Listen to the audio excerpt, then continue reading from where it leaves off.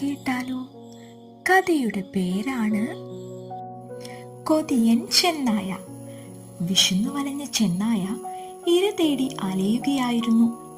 കുറെ നടന്നിട്ടും ഒന്നും കിട്ടാതെ നിരാശനായിരിക്കുമ്പോഴാണ് അവൻ ആ കാഴ്ച കണ്ടത്.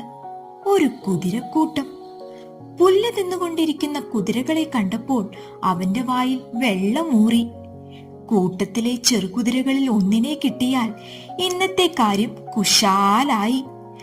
പക്ഷേ എളുപ്പമൊന്നുമല്ല കുതിരയെ പിടിക്കാൻ.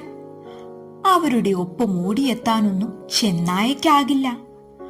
അവനൊരു സൂത്രം തോന്നി.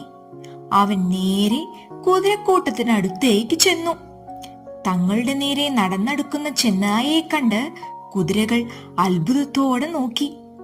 ചെന്നായ അവരോട് പറഞ്ഞു, ഞാനൊരു വൈദ്യനാണ്. നിങ്ങളുടെ കൂട്ടത്തിൽ ആ കാണുന്ന കുതിരക്കുട്ടിക്ക് കാലിൽ മുടന്തുണ്ട്. ഞാൻ അവന്റെ മുടന്ത് ശരിയാക്കി തരാം. കാൽ കാണിക്കാൻ തിരിഞ്ഞു നിൽക്കുമ്പോൾ ചാടി വീണ് കുതിരക്കുട്ടിയെ ആക്രമിക്കാനായിരുന്നു ചെന്നായയുടെ തന്ത്രം. ഓഹോ, താങ്കൾ ഒരു വൈദ്യനാണല്ലേ?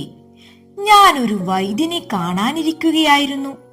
എന്റെ പിൻകാലിൽ ഒരു മുറിവുണ്ട്, കൂട്ടത്തിലെ ഒരു കുതിര പറഞ്ഞു. അതിനെന്താ, ഞാൻ ശരിയാക്കി തരാം. കൂട്ടത്തിൽ നിന്നും ഇങ്ങോട്ട് മാറി നിന്നോളൂ. വലിയ കുതിരയാണെങ്കിലും തനിക്ക് അടിച്ചു വീഴ്ത്താമല്ലോ എന്നു കരുതി ചെന്നായ പറഞ്ഞു. കുതിര മാറി നിന്ന് തന്റെ ഇടത്തെ പിൻകാൽ ഉയർത്തി.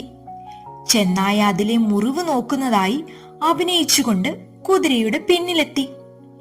കുതിര പെട്ടെന്ന് ഉയർന്നു ചാടി തന്റെ കാലുകൊണ്ട് കൊടുത്തു ഊക്കനൊരു തൊഴി. 3-4 മലക്കം മറിഞ്ഞ് അകലേക്ക് തെറിച്ചു വീണ ചെന്നായക്ക് ഒന്നെണീച്ചു നിൽക്കാൻ തന്നെ കുറെ സമയമെടുത്തു. പിന്നീട് ഒരിക്കലും കുതിരയെ തിന്നണമെന്ന് സ്വപ്നത്തിൽ പോലും അവൻ ചിന്തിച്ചിട്ടേയില്ല.